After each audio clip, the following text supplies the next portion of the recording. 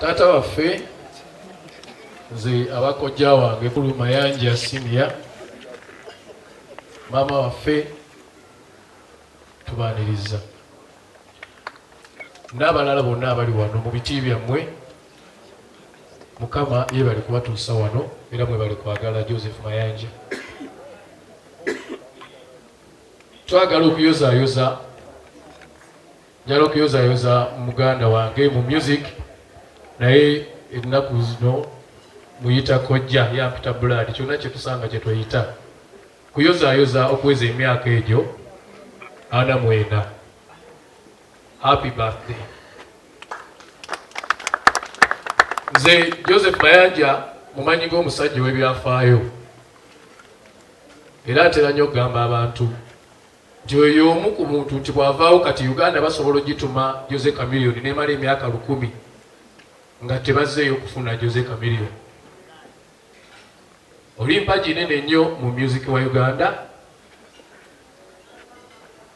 fe ababadde naawe tukumanyi, wadde abamu bagezaako okupalapalanya, Yesu kyekigambo ekituufu, bagezaako okupalapalanya okugyawo ebyafaayo, naye ebyafaayo biri mu Uganda.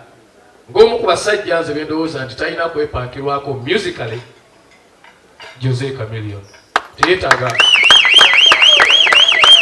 ndi muyimbi, nange siri mmere, nange siri mmere, naye era mmanyi abatali ki, manyi abatali mmere, kale tetuli mmere kojja balina otuulaki.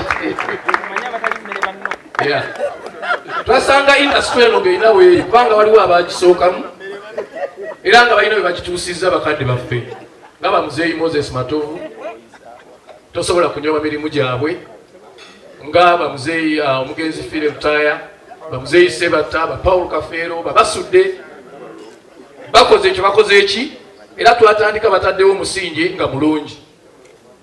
Kati ffe generation yaffe nejja ne tugamba nti kaakati kino si kuyimba lwa passion kyokka, naye gusobolera okubeera omuki omulimu.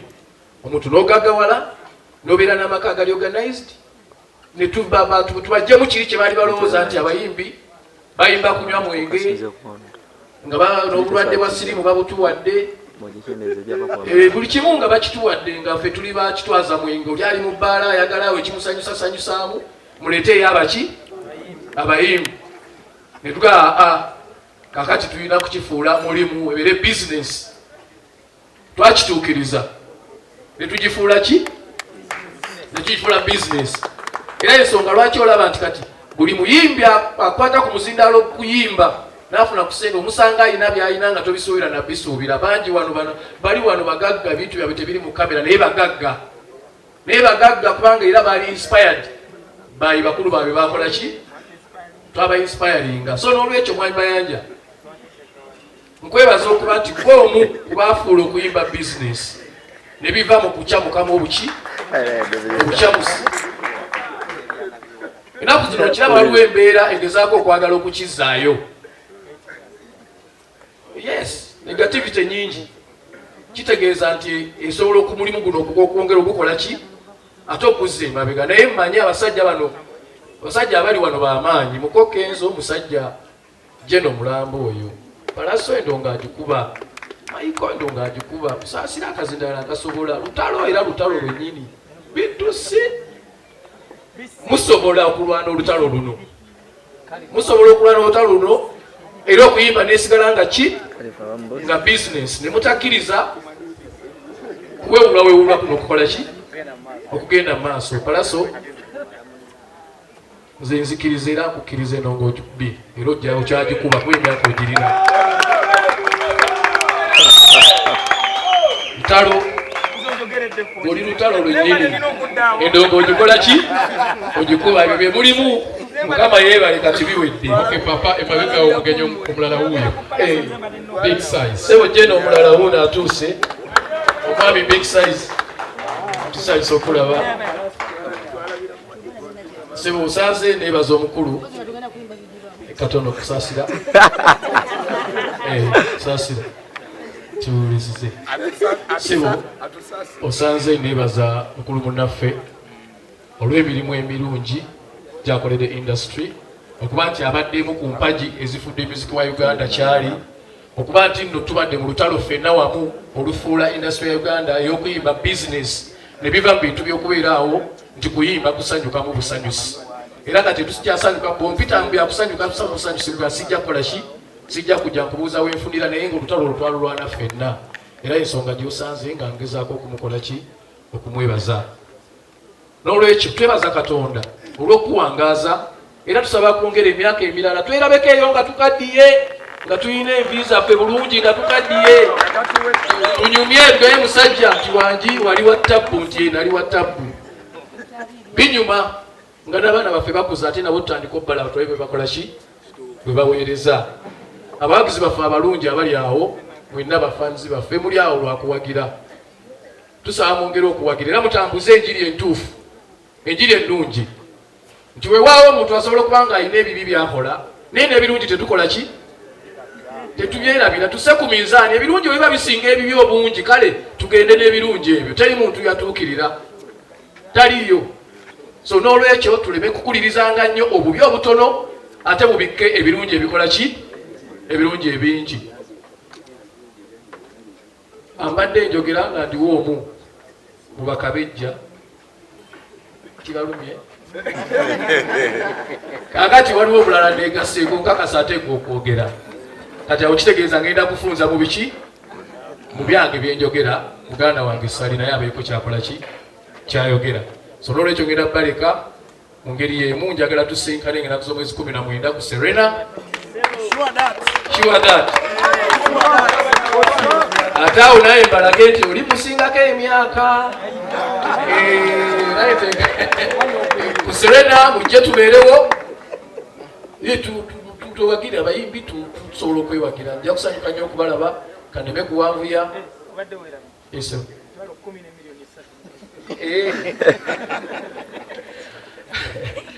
maneja wange Lutala nzijukizza emitwalo 10 emmeeza ya $3 ng'abirimu lumu tugenda Masaka ku Maria Flow so omukulu munaye nsaba nkuyite ojje wanaawo oweeyeko obugambo obugalo bannaye bwamwa bisatu enziza nnyo mukama mulungi kiseera kyonna salaamu alaikum warahmatullahi wabarakatu kikyetuli awatali Katonda ate era kikyetuli awatali muzadde meseji yange eno olunaku lwaleero maini kwebaza Allah olw'obulamu bw'omuganda wange lugendo tubadde mulungi luwanvu era omugugu tusitudde munene ebbanga gwanvu saategeerera kutegeera nti birthday paka leero nzunya weyangaye nti leero birthday yamutoone mugaye nga takula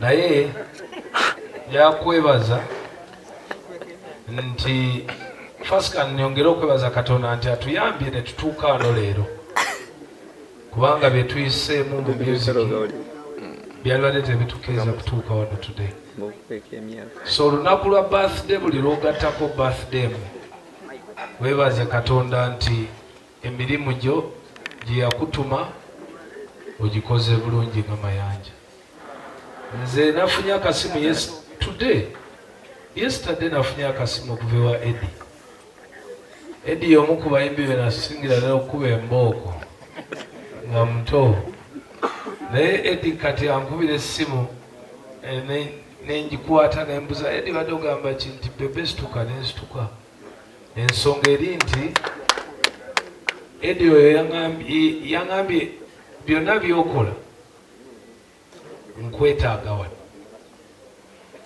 nduddeyo ku mukolo ogwo gwa bukedde naye ng'era ekinnuma nga akasajja bwesige ne kagenda kunkuba empi si gwe ku luno diriisa okusanga abayimbi bano bonna nate sibasuubira nate manyi madamu nayogeddeko naye era naye nga manyi kantu kabatonotono so nja kwebaza nnyo mwenna abayimbi abazze olunaku lwaleero because Joseph ono he deserves the love osanga later on mujja kutegeera lwaki when you show someone that you love them because of what they have done then they can even do better than what they can do or what they have done so saaku ogera bingi kubanga nze nina bya myaka tuli mu 25 bwenzijako 2 ga Zuwena 5 egisooka ja Joseph kubanga 5 egyo nga tuli mu Nairobi ate Zuwena teyaliwo so laba nti kuba biri abo waliwo alina 25 n'okwambuka omulala wa 2 so muganda wange congratulations Allah akumye bulungi kyensobola okusaba kati nti yongera olye ku bisambi by'enkoko kuba abaana batutaddeko katabo tusobole okwongeramu ku maanyi awo waliwo ebisambi by'omwagaliza ekyo sikyogedde waliwo ebisambi by'omwagaliza ate abyagala nnyo tubigulanga ekiro eby'embaata so n'olwekyo Joseph congratulations and again abayimbi bano bonna nammwe mwebale nnyo okusupportinga Joseph Mama webale nnyo okutegekera Joseph olunaku luno. Mama Esther, thank you so much with due respect. Atengera nsaba nti buli singa mu ngeri eno tugenda mu maaso n'okukuŋŋaana nga ne twekuŋŋaanira. Nja okwongera okubasaba tugende tuwagire muganda wange. 46 is a very big number, most especially when you're still trending and when you're still making sense. So Mesarch is Sam Mesarch is a very special artist. Abayimbi abasobola otuwa option ey'okubiri nti making a sense. Kwa ffe nze nali simanyi music wa band mbulamu. Nali simanyi naye nga ntya nnyo bano abasajja ba Eagles. Nga sibitegeera naye ndaba bajjuzanya abantu. Ngera bwe tugenda backstage Kamiri yabeera nnyo nabo nze mbeera eno nnyo nze ne Navio tubeera eno mu byaffe.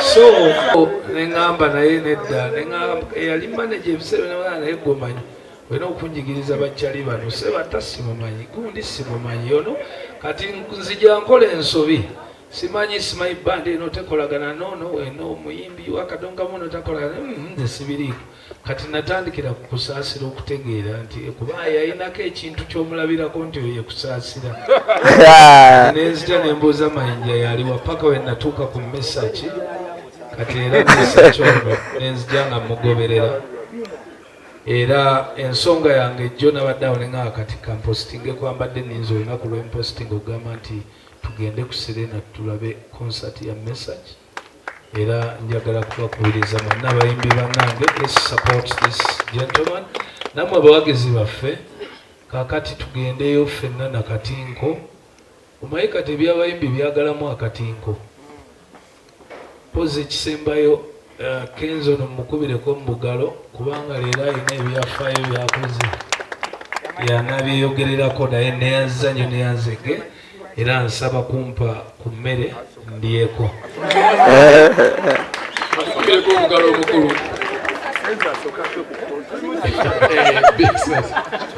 twongere okukubirako madamu ow'ekifo kino obugalo bayi nze simwanji nkubidde leero mulindeeko ba guys mulindeeko guys wait please manyi mwagala ogamba omukulu ekigambo kimu bibiri just tujja kulwawo ne bwomukongratulatinga just kimala tetujja kubaleka bulesi naye madamu tukwebaza nnyo webale nnyo webalire ddala mwenna tubeere kimu tutambulire wamu n'abayimbi abakulu Mr. Mesarch Ssemakula g'omusajja omu gwe tulabiddeko gwe twagala gwe tuwenya ekitiibwa twagale nnyo ne generation ezo ezijja naffe nabo tubaagale ekitiibwa kikomandingibwe okuva waggulu paka wansi n'okuva wansi paka waggulu even in recognition nga bw'oyanjudde era nkuyozayoza okuba nti oyimidde n'ogamba gundi ne gundi ne gundi n'abalala bakulabireko n'abalala tukwataganire wamu tweyigireko Sam Mesarch kifaananyi kyotuwadde kyamaanyi era mwenna mbakunga mujje ku concert ya Papa Mesarch ku Serena Hotel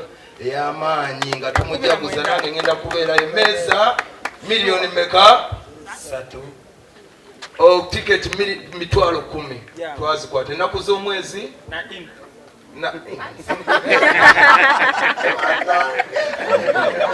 twasanya alinye ku nnyonyi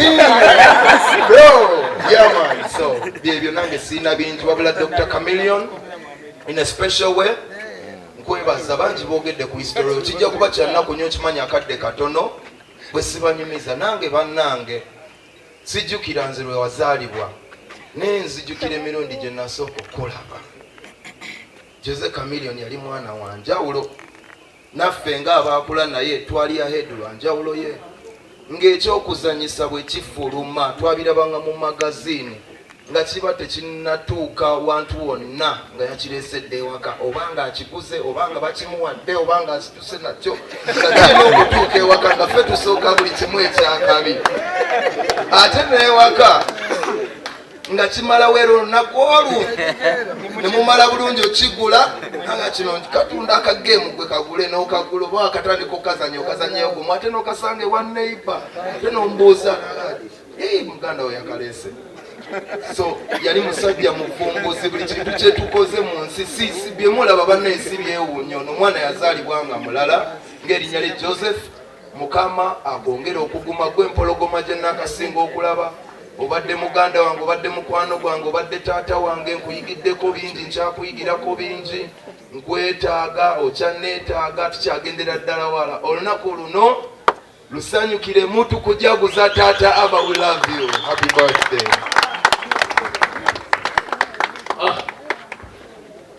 Bamama, batata, bakojja, ba artist abali mu kitundu mu biti byammwe byonna nyinza obutasobola kubamenya.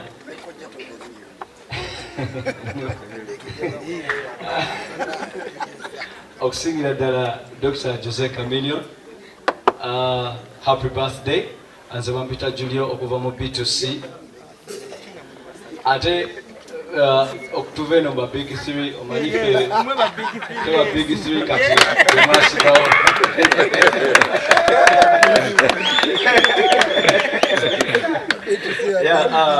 Dr. Jose Chameleon fe nga aba B2C atwagala nnyo from day one wetwamusinkana atwagala nnyo. Ate okwagala okutakomye just kwogera awula akulaze. Twali surprised nnyo wetwali ejjinja eyo nga tulinayo concert n'otusalako ne mutukuba endogo n'ebizomanizo. God bless you for that.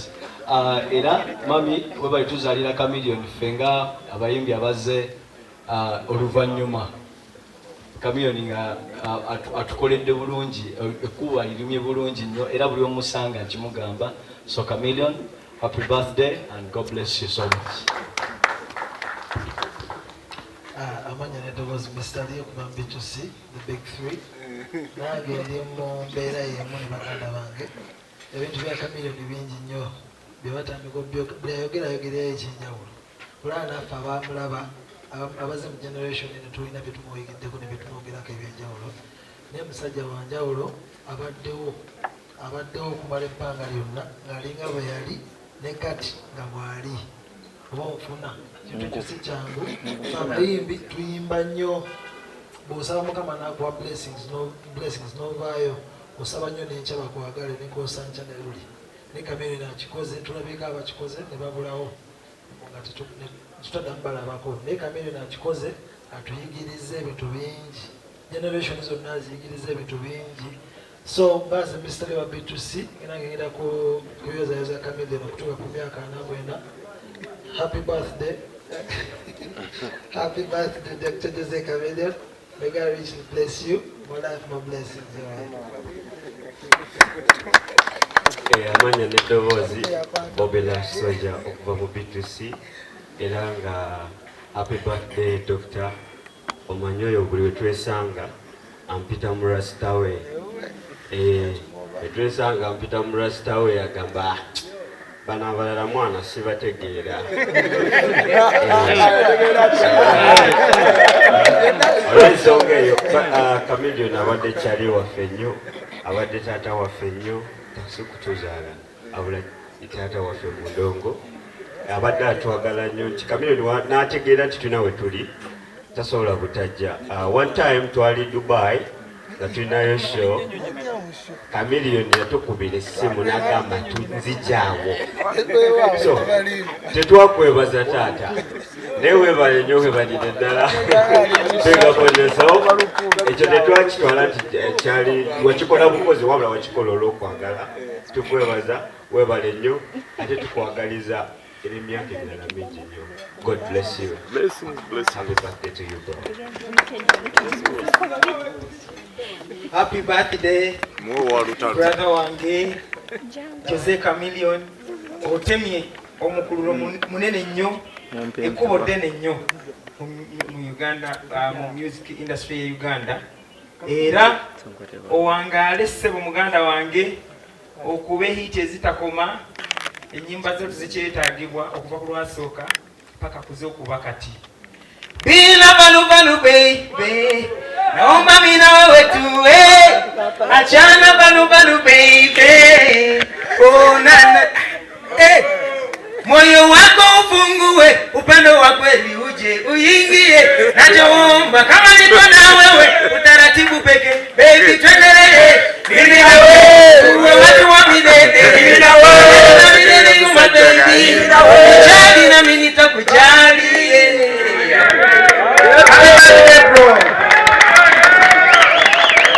Oyo kitegeeza faaniwo nnyo. Kakati omukulu aganaga musajja w'olugambe. Naye olugambe tuyimba. Sebo oba kakana okugamba jeno janguwa. Omanya n'eddoboozi bagiyita kalipa aganaga. Emupi w'ekitundu kino. Naye nga to.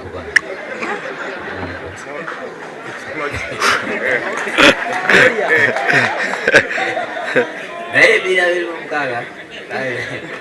Dr. Jose Chameleon nze just nebaza webaza okubanga ndi omu ku bakwano bo mu industry. Nakatandika okuyimba ndoza 2013 Dr. Jose Chameleon. Y'omu ku bayimbi aba big yajja n'ambeererawo ku Unplugged yange mu club scene. Okuva olwo yandaga omukwano paka nakati. Tukoze bingi, tukoze ennyimba zemumanyi ne zemutamanyi, naye maama ne taata zembebaza bwebaza mwebale nnyo okutuwa kirabo kya Chameleon. Chameleon oli kirabo gituli. We can't thank you enough. Naye webale nnyo, webale ddala. Era nkwagaliza mikisa myereere, Mukama akuwangaaze. Papa Mesarch Ssemakula gwate tweddira gumu. Oli mukulu wange. Nkiiri. Sebo musanyusa okulaba. Era ngamba yita mwenna bafande bange ne bakyali bange. Tugende tuwagire Papa Mesarch ku Serena. Baagala nnyo. Temupira olwagazitiri. Eyo bwana Mukiibi mumuwa obugalo. Katonda ali wana njoza emirundi mingi naye kansirikise janguwa. Sebo muko musanyusa okulaba. Kazinda lukaakano. Nsanyuse nnyo neyanza Sebo neyanzeeke. Ankubuuzeeko Mukama wange nga abantu bonna balaba. Nze ndi musanyufu nnyo okubeera wano okucelebratinga obulamu bwa Jose Chameleon. Jose Chameleon y'omu ku bantu abo aba-inspirinze nze bingi bye mulabiddeko, namulabanga mu performance ze, ne mulaba mu ngeri gya composingamu, gyakolamu ebintu bye, nange nesalawo okulaba nti ate nyongeramu ekyange naye nga ne kike ninako kapaati kentutte era ye akimanyi kimunyumiza nnyo. So nkusiima nnyo bro. Nenebaza buli muntu azze wano okuba okulwa Jose. Guno omukwano gwe tulina okulaga baganda baffe nga bakyali balamu, kubanga mulaba ensi eno nzibu nnyo bannaaye. Kuno ku nsi tuliko leero naye wande tujja kuvaako.